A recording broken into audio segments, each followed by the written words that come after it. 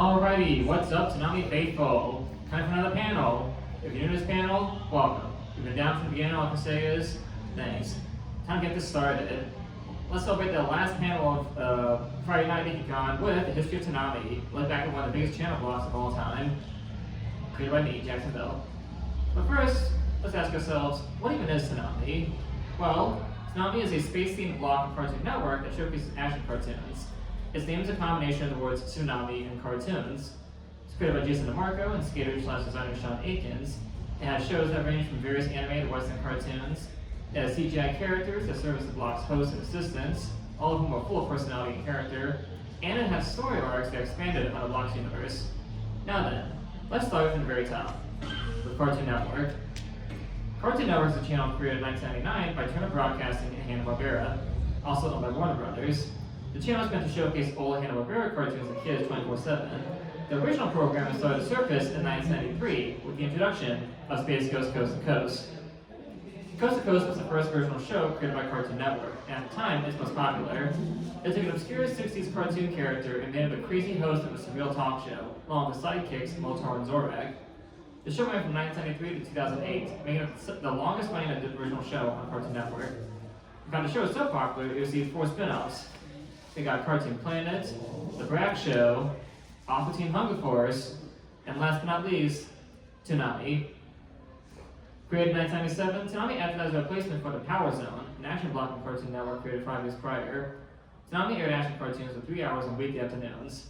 And the block also has some surprisingly high production values given that it was utilized CGI animation, which was expensive in the late 90s. On March 17, 1997, Toonami premiered to the world, this video being the first thing children were introduced to. This broadcast is intended solely for the enjoyment of all audiences.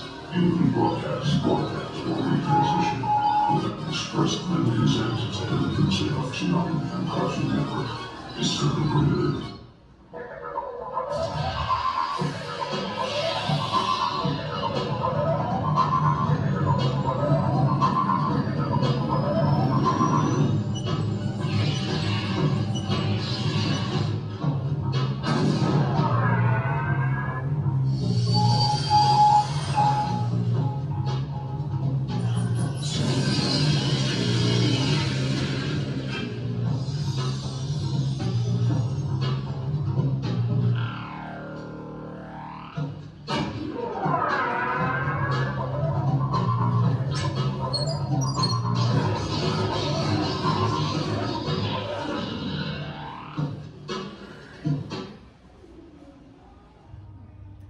And now for the characters. First we have Motar, voiced by animator C. Martin Croker.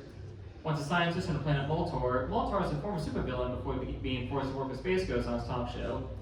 Originally Space Ghost's programmer, director, and producer, he later became the host of Toonami, hosted at Block and Ghost Planet Industries.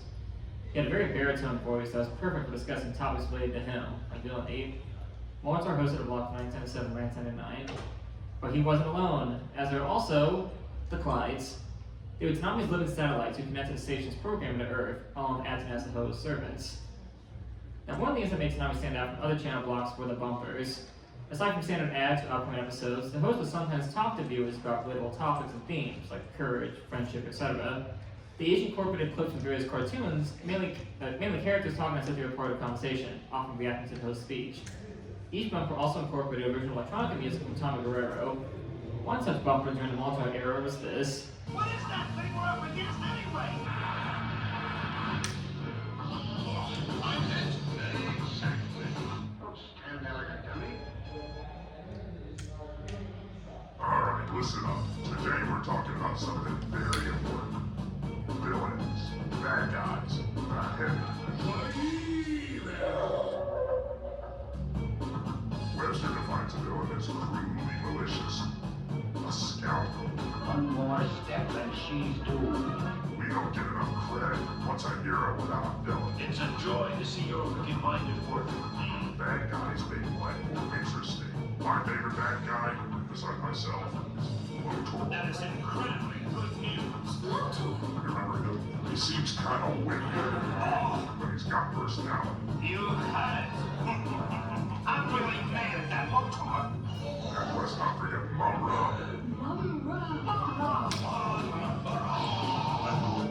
The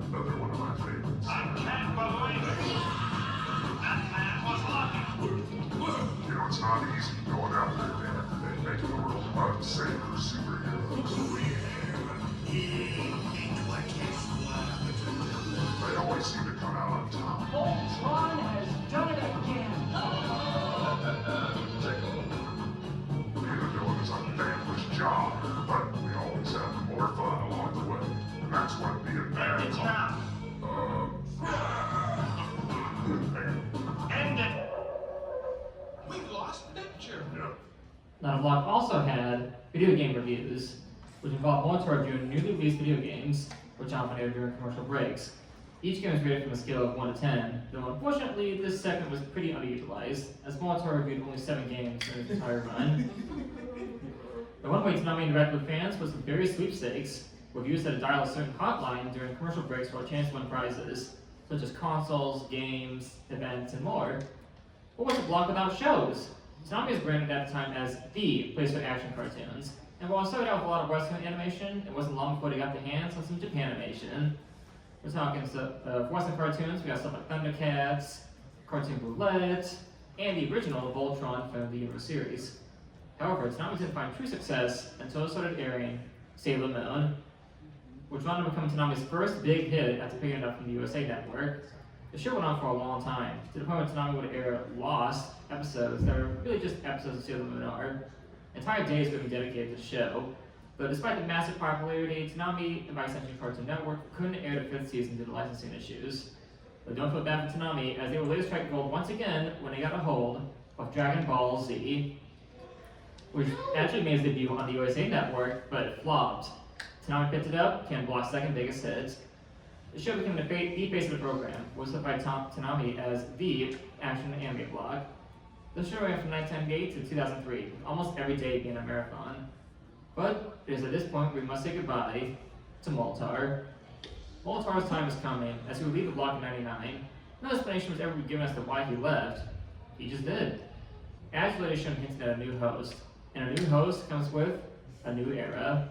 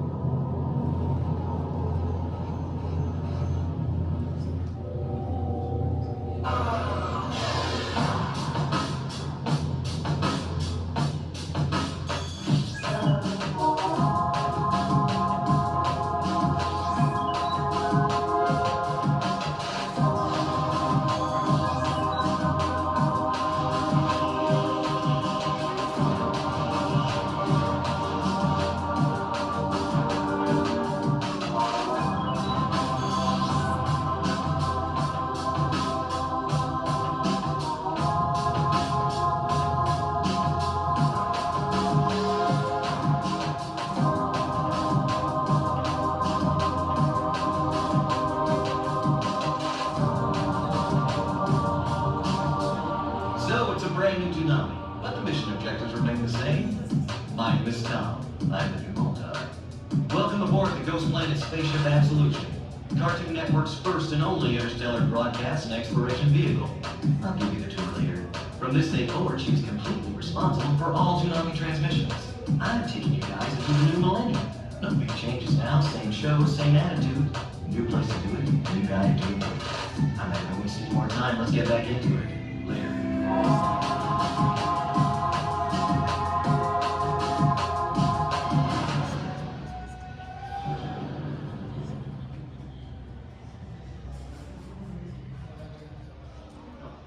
Meet Tom, voiced by Sonny Strait.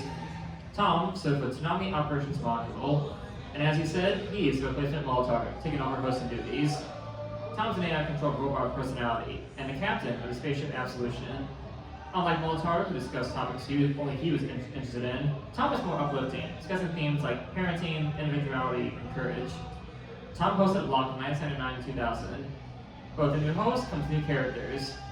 Like Sarah, Tom's second in command and best friend. Sarah's a very British AI, voiced by singer Sally Timms. She controls the entire Absolution.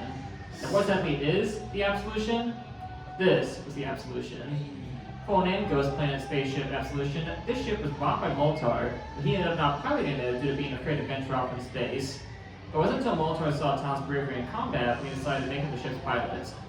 And with the new setting comes some new additions, including the Midnight Run.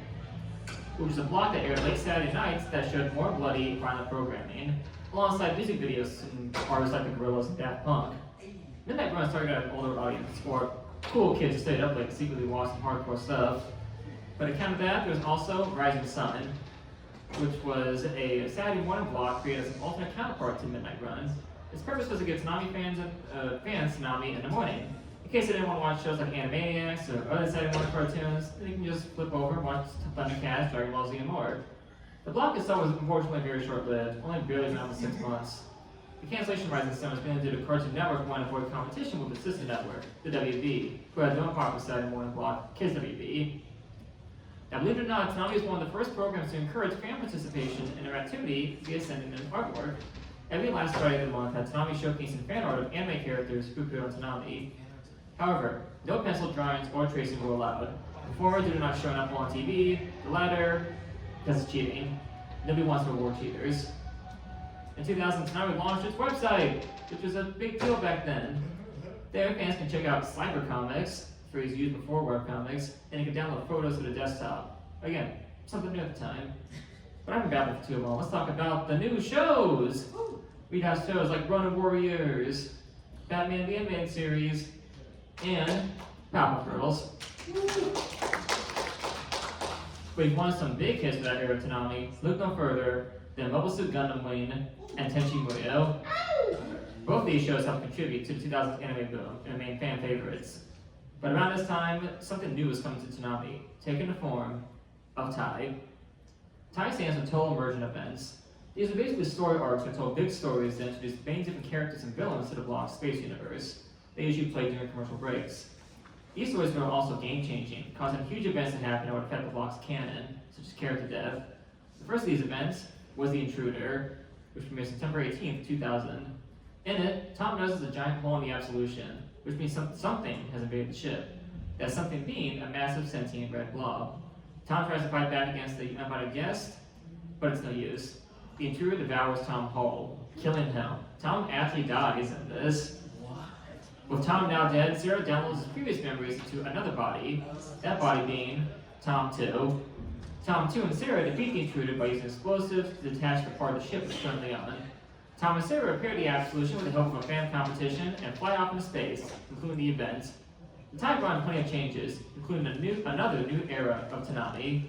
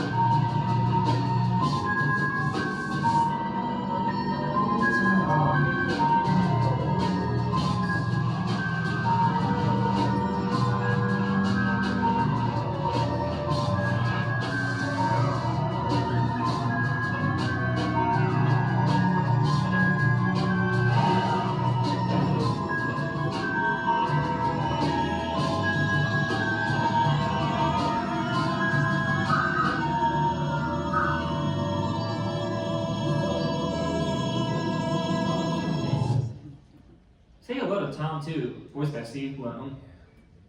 Technically he's Tom 1, but now in a different body. He has a more humanoid look compared to Tom 1's Bomberman design.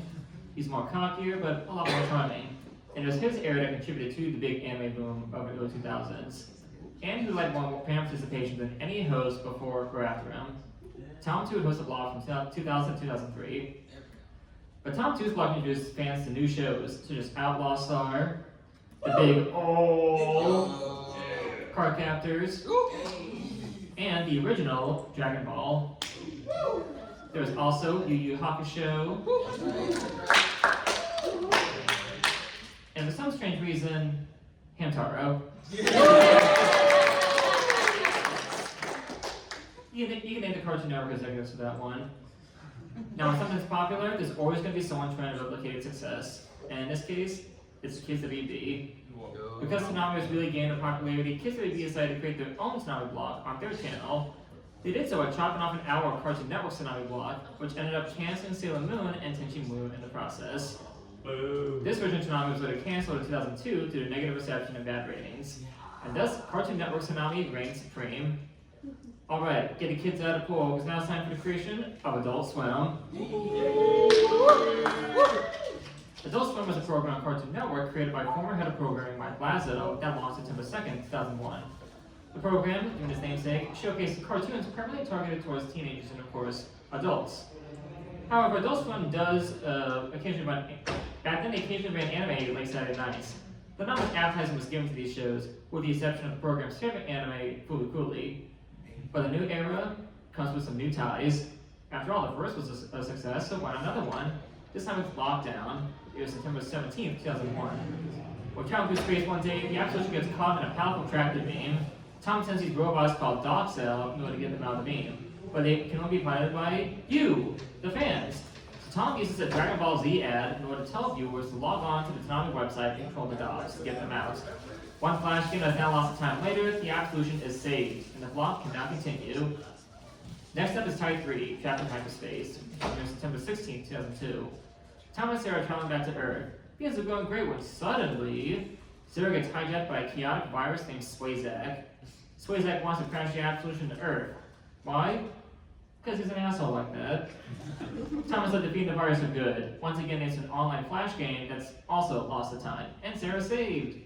But what could be saved were Tom 2's hosting duties, which are coming to an end. But thankfully, according to Cartoon Network, Toonami will return with a new Tom, a new absolution, new shows, and all with the same personality. But before that, let's delve into some important supplementary material. Toonami Endgame was a 2-issue webcomic that came out in 2003, originally located on the Toonami website. It can be found today on the Toonami fan wiki. In it, an evil space pirate named Orcelot Rex kidnaps Sarah to rule the galaxy and blows up the absolution for good measure. Despite Tom 2's attempt at trying to stop him, Rex manages to utterly decimate Tom 2 and dump his remains in the trash.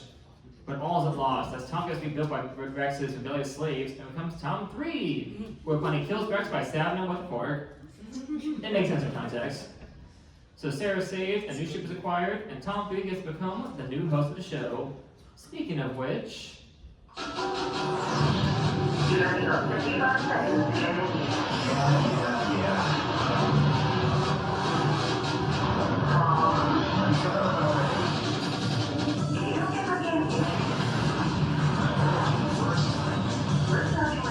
Just open the back door. Why are you always late? 45 seconds is plenty of time. I'm coming. Every day the same thing. Look out, coming through. It's gonna be close.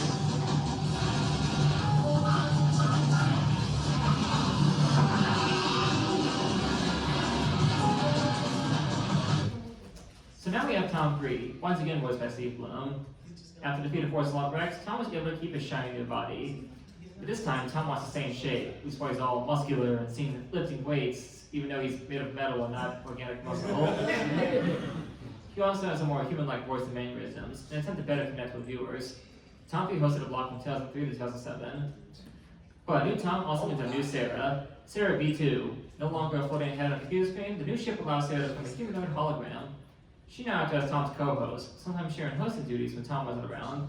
And as you can see up top, her voice actress remains unknown. Did the creator Jason DeMarco want to keep it that way? Now I want everyone to say hello to the GPS Absolution Mark II, which is the new ship introduced March 17th, 2003. After ship destruction at the hands of Orcelot Rex, it was later rebuilt by the prisoners on Rex's ship. But despite the changes in name and appearance, it still functioned the same as the previous model. But let's now talk shows. This is a time when Toonami was getting ambitious. Folks around the block had grand ideas of their own, but Cartoon Network didn't exactly see eye to eye with them. But they had an interesting introduction nonetheless. And that's how we got the fourth tie. It was called Immortal Grand Prix, which aired September 15th, 2003. But this tie is a bit different from the others. Unlike the previous ties, this one was a micro-series, the main series of 5-minute episodes that aired during commercials from Monday through Friday. Basically, the plot was just extreme sports, but in the future. Despite being a Toonami event, Tom and Sarah didn't make any appearances, instead taking place in another dimension within the Toonami multiverse, the second dimension, if you will. The miniseries even came with a tie-in game found on the Toonami website. But really, all this time did was serve as a 5-part pilot episode for Toonami's first original series, IGPX, in World Grand Prix. IGPX was a collaboration between Cartoon Network and Animation Studio Production IG that served as Toonami's first original anime. The show took place in another dimension within the Toonami multiverse that was two-dimensional, hence the second dimension. But for how big and important the show was on the blog, with big-name actors like Haley Joel Osment and Michelle Rodriguez involved, and the top-tier animation studio behind it, Cartoon Network didn't really care much for it. They switched the show from Toonami to Adult Swim in the middle of the second season due to low ratings, which they didn't tell anyone about, and the show was then quietly canceled due to poor ratings and lack of advertisements. And a future installment sadly doesn't look likely.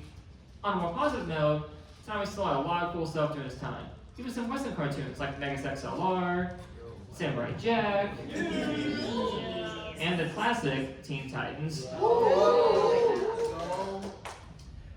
For anime, we got the wagging crazy Bo Bo Bo Bo Bo Bo. Fist of the Nose Hair Attack. Dragon Ball GT. One Piece. 4 kids version.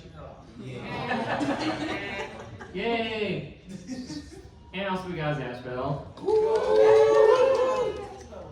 Oh yeah, we also got Naruto. Let's go. Which ended up being the biggest hit for the block since Dragon Ball Z. It would take over most of the block's time slots because of its popularity. But you can't have ninjas without some Ronins and Samurais. Thus, Rurouni Kenshin came into the scene. Unfortunately, the show, despite its popularity, was considered too violent for Toonami, so it was canceled before the anime-only 3rd season. But now, let's get into Toonami's only attempt at a live-action show. And I say live-action in massive fucking air quotes. Woolen Warriors! Hey, let's go. Wow, a lot of Woolen fans in the audience. So Woolen was Toonami's attempt at taking a pre-existing series and reworking it for American audiences. Woolen was originally a Taiwanese puppet action show named Peely. So the guys who have seen like Thunderbolt Fantasy, the Gin or Gucci show, it's pretty much like that. So what was the premise of the show? Well, let's have the intro shed light on this incredibly complex plot. The Wulin Warriors, selected as children for their exceptional promise. These mighty young warriors have spent their entire lives at my mountaintop academy. As their sensei, I have shown these young men the way of the sword. Their fighting skills have made the Wulin Warriors the pride of Wulin. Lone Sword, Scar, Phoenix. Though still young, they are already 3 of the finest swordsmen Wulin has ever seen. But beyond the academy, things are changing. An aged anger returns to Wulin. A shadow takes hold of the skies. Darkness encroaches. This new threat will force the Wulin Warriors beyond the confines of our mountaintop academy. And eventually, it will force them to call upon a power even greater than themselves. The power of the stars.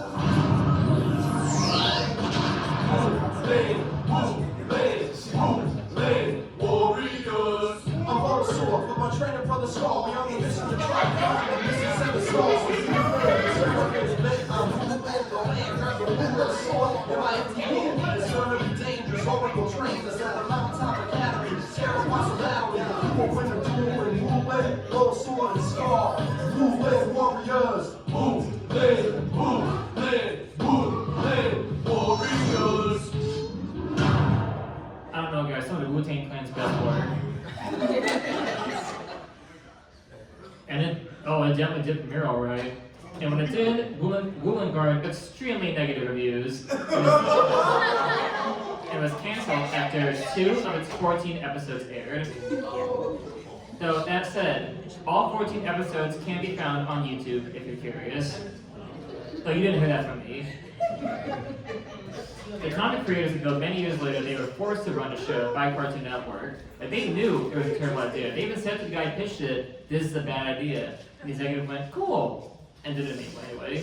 And speaking of bad news though, on April 17, 2004, something big happened to Toonami. The schedule changed. No longer was it a weekday afternoon block, it now aired on Saturday evenings. This is due to Cartoon Network wanting a more middle school, high school demographic. So what did take Toonami's place? The Goozy. which launched April 19th, 2004. Maguzi, for those who don't know, was originally an underwater-themed block that aired on weekday afternoons, taking Toonami's place.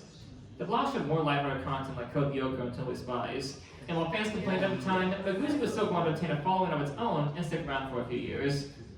Now then, let's talk Jetstream.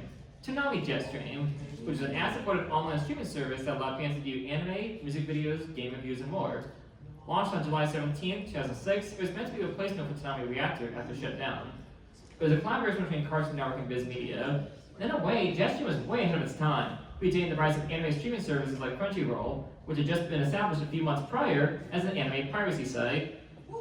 What? Humble beginnings. But all good things must come to an end, as Tom 3 will no longer host Toonami. A teaser was shown showcasing new Clyde robots along the date March 17, 2007, and Tom's chest emblem blue and blue. What fans witnessed on that date was something they would never forget.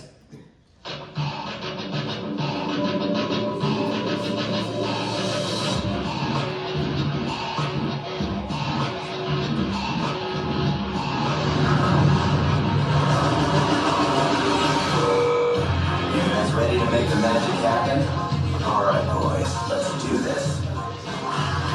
Pagawa-sanfa, showtime. Hey Flash, give me a go, no-go for launch. In a fight, 5x5. Word, gotta go talk to the big guy. Hey old man, what's up? Ooh, any dents? That's why you're a pro, baby. D, sit rep. Weekend degree. Deck is queued, first break in 6 minutes. We are go in 5, 4, 3, 2. Welcome to the weird era of Toonami. Meet Tom 4, an attempt by the network and Sean Aikens to make Tom more kid-friendly. The network wanted to focus on a kid demographic rather than the aging teen fans that grew up with the block. As a result, Tom's personality was unchanged. Compared to the previous Tom models, he was more happier. And now we had a face that resembled Tom's tank engine. Okay, so, you know what the previous hosts didn't have faces? A few reasons, but the biggest ones were cost effectiveness and time. Having a character who lacks a mouth makes it easier to not only reuse animation, but also not having to worry about lip syncing. Tom 4 was a different story. Animators now to painstakingly animate mouth and eye movements, which cost more money and time, something needed for a weekly channel blog with a lot of ads. As a result, Tom 4 didn't appear much outside of the intro and a few channel bumpers. Co-creator Jason and Marco couldn't stand him, calling him one of the blog's biggest mistakes. Tom 4 hosted the blog from 2007-2008. The buy side was not Sarah, but instead Flash and Dee, Tom's new co-hosts. In terms of personality, they were pretty standard. Flash, the guy up top, voiced by Dave Wittenberg, is a hyperactive, energetic party guy, while Dee, the guy in the bottom, voiced by Tom Kinney, is the calm, collected dude with a very deep voice. Gone was the absolution. Instead, Tom and company hosted from the Flowers 3, which is this giant flower-shaped broadcasting station located on an unnamed planet that was both a desert and a jungle. But we didn't get to see much of the planet besides just the station. They could be ones on it, who knows. On March 17th, 2007, though, Toonami turned 10! To celebrate, they played montages and recaps of previous hosting events, along with airing a marathon of animated comic book movies, concluding the whole thing with a double feature of Spirited Away and Teen Titans Trouble in Tokyo. Now, when it comes to shows, there really wasn't a whole lot, since it was mostly just reruns of older stuff like Naruto and Bobobo. What original programming they had was geared more towards a younger audience. So that's why we got shows like Bakugan, Yu-Gi-Oh! GX, and Mega Man Star Force, which weren't really suited for the eyes of teens that grew up with the program. But during the month of September 2008, tragedy struck the hearts of fans. The Anime Week in Atlanta, the force behind Toonami, announced its cancellation. The block was leaving, but now we're not saying goodbye. Well, bang. This was a sad time because Toonami wasn't just an ordinary block. All the sweepstakes, all the fan art showcases, it made Tom and friends feel like they were really there, interacting with us, despite being fictional characters. On this day, fans didn't just lose a program, they lost a friend. A friend was there for them whenever they needed them the most. So how could such a beloved block of Toonami get cancelled? Well, there are many reasons. Contrary to popular belief, it wasn't endless Naruto reruns that did the program in. Many fans like to think it is, but it isn't. The primary reason given by the creators was that the ratings were at an all-time low. Not many people were watching the block anymore, either because they weren't a fan of the current lineup of the shows, or the watching fans who grew up moving on to other stuff. Another possible reason the block got canceled was that Cartoon Network was going through a tough spot during this time, thanks to the 2008 economic crisis, as well as spending money on shows that didn't go anywhere. And since Toonami was taking up most of their budget, despite not having a ratings to show for it, they pulled the plug. Cartoon Network was also going through a nasty shift in management during this time. After the notorious Aqua Teen Boston bomb scare in 2007, the previous head of Cartoon Network, Jim Samples, was replaced by Stuart Snyder, who became infamous for sending the network into a dark age. During Toonami's cancellation, the network's new CN Real block was in production, which is comprised of cheap reality shows that didn't even most of the network's budget. But possibly the ultimate reason was that anime was losing its stride in the West. The anime boom in the early 2000s just wasn't there anymore, and the genre just wasn't as popular as it once was in North America. A block without a serious audience is seen as a waste of time, a waste of space for possibly better shows, and a waste of money, so it was swiftly canceled as a result. As a result of the blog's cancellation, all anime was moved either Saturday nights on Adult Swim, or early in the morning for kids had to go to school. The Goozy was later canceled that same year after going through a phase similar to what Toonami went through. That's another story entirely. Naruto will still be shown, but will later be pulled from the network 7 episodes short of its finale and transition to Shippuden. The rest of Naruto will later be transferred to Disney XD, which Shippuden aired. And Toonami Jetstream later shut down in 2009, ending the Toonami brand once and for all. Now let's go off topic and talk about April Fools, or specifically how Adult Swim usually celebrates it. You know what movie I love the most? The Room. So every April 1st, Adult Swim would air the 2003 cult classic The Room. The Room, for those who don't know, is a drama, gigantic air quotes there, directed by Tommy Wiseau, best known for being so bad, it's amazing. However, one April Fool's was a bit different from the previous ones. On April 1st, 2012, viewers expecting Tommy Wiseau's masterpiece were in for a surprise.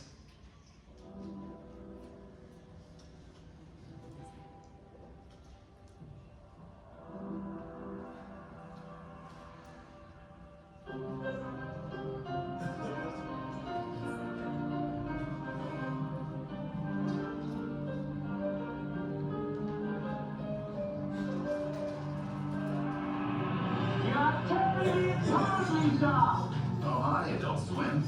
Got the results of the test back. Definitely have April Fools.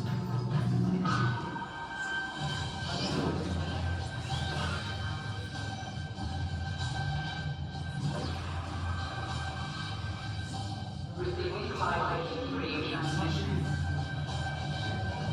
Following video for broadcast. Alright, Tom. We're ready. I love this job.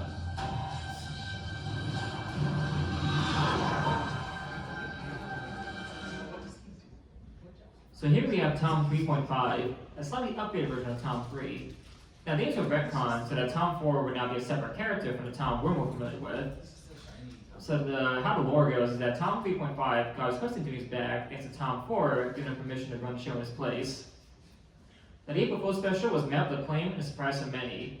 As a result of the acclaim, Adult Swim launched a Twitter campaign to bring the program back. Now unlike most campaigns, this one actually worked. And Toonami would return to television on May 16, 2012.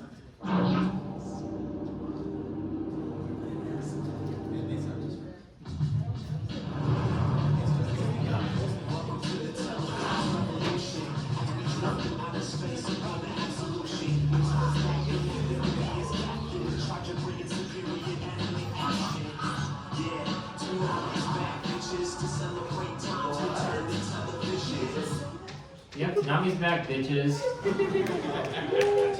But now exclusively on Adult Swim. And there were some changes that had to be made.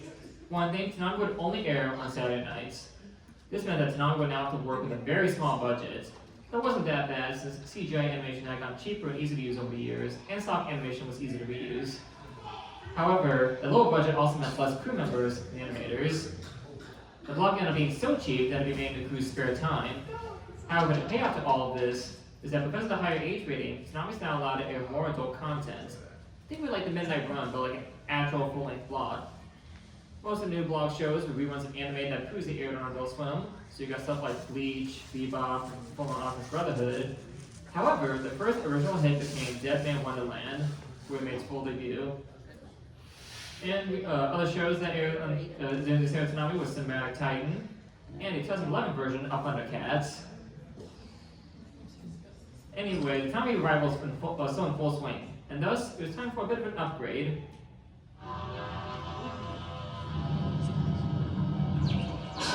Sarah, how you been? Hello, Tom. It's good to see you again. No doubt. Been too long. Are you ready to begin? Oh, yeah. I just gotta figure out how to run this new baby. So Tom got an upgrade. He's now Tom 5.0, and while he lost his previous muscle definition, he can still put up a fight. He's also a bit more profane now, taking advantage of being on an adult programming block. He's also now one of the artists of sorts, because he occasionally seen painting and writing poetry, and you gotta have some hobby while flying through space. Tom 5 was the longest running host since Tom 3, having hosted Toonami from 2013 to the end of 2019. But with a new Tom came a new Sarah, who came back after years of absence. This time as a computer program voiced by Dana Swanson. Once again, she's Tom's co-host, but now she can turn into a little holographic pixie in order to participate more in Tom's adventures. There's also a new Absolution Mark III, which was introduced April 27th, 2013. It's about half the size of a football field, had more weapons and shields than the previous ship, and has a media chamber where Tom would review video games. We got Earth right here. In terms of shows, we got the Dragon Ball Shuffle, which is Dragon Ball Z Kai and Dragon Ball Super. We got Kill the Kill, which is another popular show, and once that finished, Parasite took its place and dominated the ratings. Space Dandy also aired, was introduced simulcast to the block. And we have Samurai Jack Season 5. Now in December 2018, we got the insanely popular My Hero Academia that debuted on the block and even larger following. Some popular shows like Demon Slayer also arrived on the scene. And for some strange reason, Pop Team Epic. However, when it came to anime, no show is more hyped or important as Fully Cooley Seasons 2 and 3. So, Adult Swim decided to fund more seasons of Fully Cooley, as is the program's favorite anime. Season 2, titled Fully Cooley Progressive, aired on June 2nd, 2018 on Toonami. Alternative aired in September 2018. And with all these returning shows, that's about time for a returning character. Because after all, what's Toonami without some tie? The fifth tie, Intruder 2, brought back the Intruder, having not been seen since the first tie event. This one aired November 7th, 2015. Here, the Intruder returns for revenge, now looking a lot more like Tom 1, is even voiced by Sonny Strait. The Intruder kills Sarah, and revealed that he killed Tom 4 and sold accordance to the Absolution, which is how he got there. Preparing to stop the Intruder, Tom ends up sacrificing his entire left arm and the whole Absolution. Tom ends up on planet Shogun 162 for protection. But while there, Tom uploads Sarah's data to a computer, saving her life and continuing on through regular scheduled programming. However, things weren't all sunshine. On September 26, 2016, fans received tragic news. The voice actor from Moltar, C. Martin Croker, passed away on September 17, 2016, at the age of 54 from sepsis. In response, Toonami showed a goodbye video explaining Moltar's current whereabouts. But after that loving tribute came the sixth tie, The Intruder 3, which aired November 5th, 2016. While trying to relax outside, Tom is attacked by a group of giant sandworms.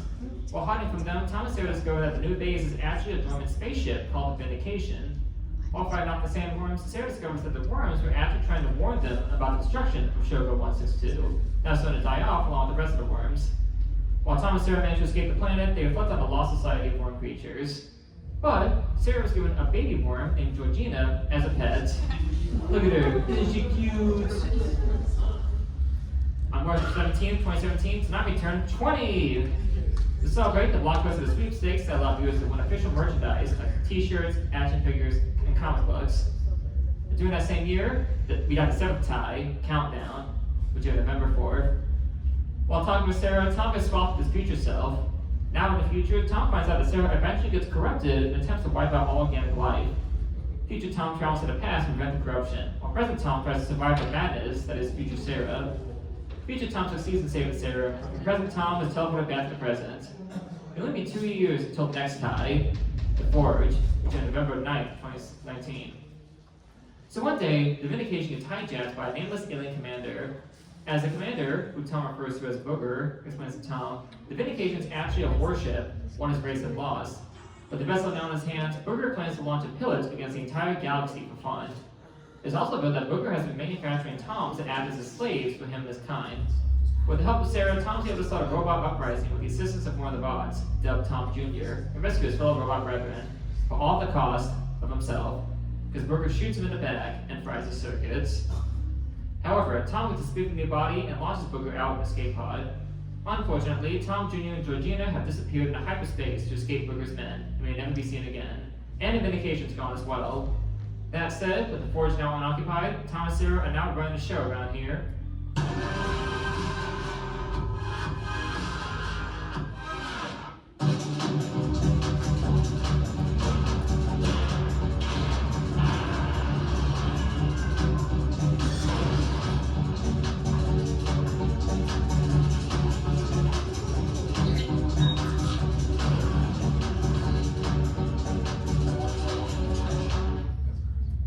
Say hello once again to the new Tom.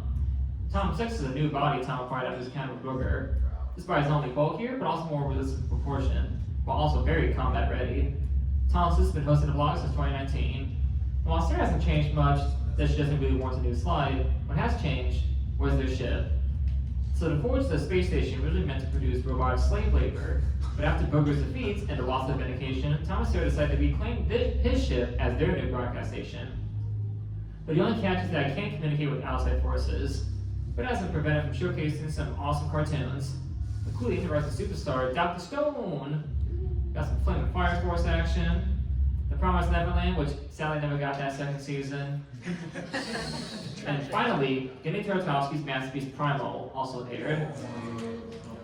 Other shows of note include the anime-esque Ballmasters 9009, the creators of Super Jail, and for the first time ever, Satoshi Kon's Paranoia Agent aired on Western television in all of its crazy glory.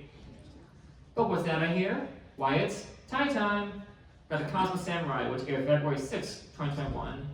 This is a non-canon event done in the style of an actual anime, with animation done by Telecom. In the special, Tom and Sarah have been attacked by a space pirate named Akuto, who takes Sarah.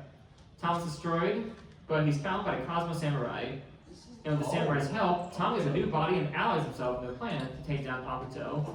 But despite Akuto's defeat, his boss Jaku is revealed, leading to Tom and the Samurai promising to take him down. But then things get crazy.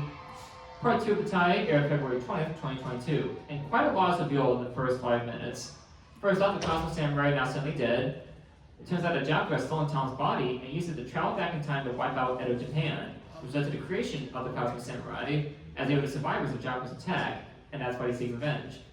Sarah also traveled back in time alongside Jaku, and is able to convince a physicist to transplant his mind into a cat's body, convince the Cosmo Samurai to clone themselves as a way to back up the memories in case they were to ever die fighting Jaku, and she told him to look out for Tom's remains after his ship will eventually be blown up by the Jaku.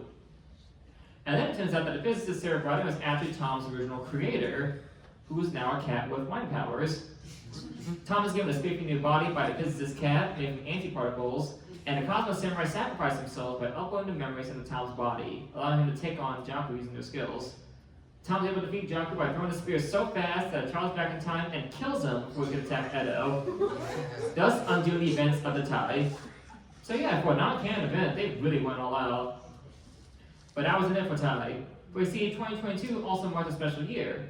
The year Toonami turned 25, so a better way to celebrate than with a more traditional tie, The Return, which aired March 19th of that year. The Return was a 2-part tie-in that celebrated Toonami's 25th anniversary. But here, Tom and Sarah get a surprise visit from an unmanned ship with an ongoing stress call from themselves. Heading to the docking bay, Tom and Sarah find that the ship is none other than the original Absolution in working condition, even though it was blown up in Toonami Endgame. While the inside of the ship hasn't changed since the late 90s, Sarah discovered that the ship came from 250 years in the future, now going under the Absolution Mark 14.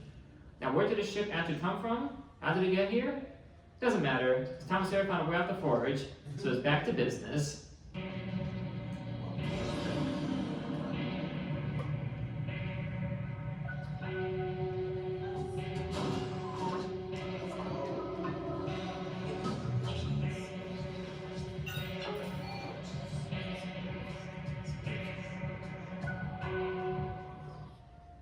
For new shows, we got Attack on Titan's final season, spread over the course of 10 parts? I lost track. So, Crunchyroll, having blown into an actual legitimate business since its inception in 2006, were once a subsidiary of Warner Brothers a while back, which resulted in some of their produced anime aired on Toonami, such as the Shenmue anime, based on Sega's cult classic game series. But also around this time, several original Adult Swim shows were debuting on Toonami as well, so we got some stuff like My Bench to Superman.